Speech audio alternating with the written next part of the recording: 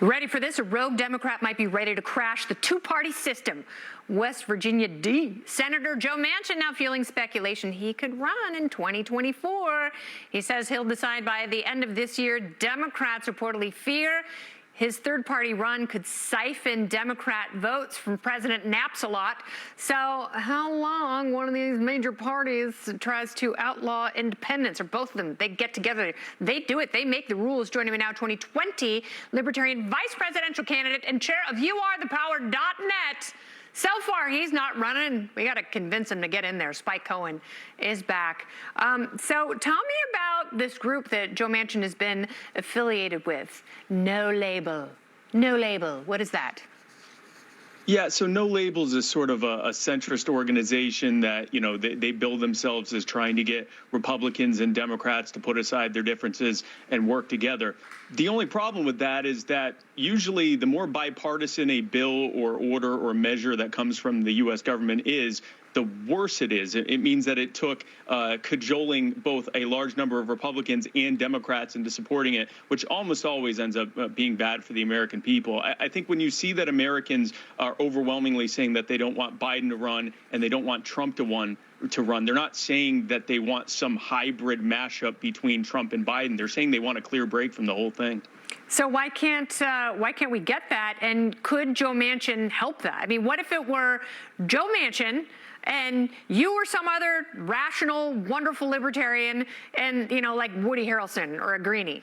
Oh, that would be fantastic. I mean, the more people that are running for any office, the better for the American people, the better for the voter, right? Like, as in anything, the more competition we have, the better. So Joe Manchin getting involved and running as a third party or independent candidate will only help to, you know, break the two-party system. Joe Manchin, as an actual politician and candidate, has basically backed every single status quo measure that we've seen in the last several years. He has been outspoken in railing against the status quo very often, and pretty much every time he ends up voting for whatever he was just railing against. So as a candidate, I don't see a massive departure from what the GOP or the Democrats are going to offer, but anyone getting involved in running outside of the two-party system is a good thing. So what can we do in the meantime in terms of presidential debates? Because, you know, President Trump is, if he gets a nomination, he's threatening to not debate. So how can we change the commission or take some of that power back to get more voices on stage?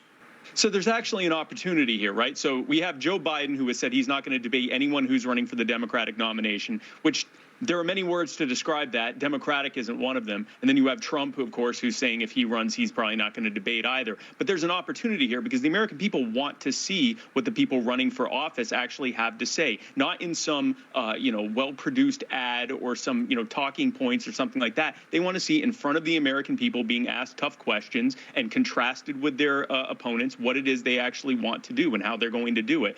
So there's a very big opportunity here for the American people to demand debates, even if it's outside of the standard commission on presidential debates, which would include not just the Republican and Democrat candidates, but libertarian candidates, Green Party candidates, Constitution Party candidates, Reform candidates, independents, people like Joe Manchin, if he wants to run as well. I think that that's a net benefit for the American people. There need to be more people running, and there need to be more ideas outside of this very tight Overton window of what corporate media and its government owners allow us to hear.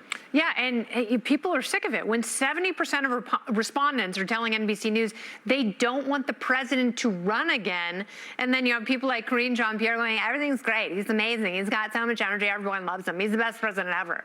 It's like, no, something has to fundamentally change. That's what people want. They don't want the choices they've been given, but all we hear is this is the most important election of our lifetime. Well, if that were the case, then run better candidates. How about that?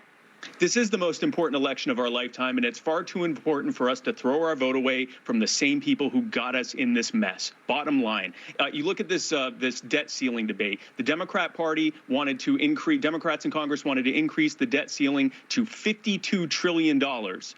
But the Republicans wanted to increase it to $47 trillion. And of course, we both know both spending plans didn't include any so-called emergency spending that'll happen. So both of them plan to get us over $50 trillion in the next 10 years. That's not a major difference. And we're never going to break out of that if we don't stop voting for the people who created the mess that we're in right now. Well, I'm ready. So are you going to run? Are you going to say it now? We'll see. But I will say something. The American people deserve much better, and I don't think we're going to get it from the status quo. Cohen is who they deserve. All right. Thank you so much. Always good to talk to you. Thank you. See you at Freedom Fest.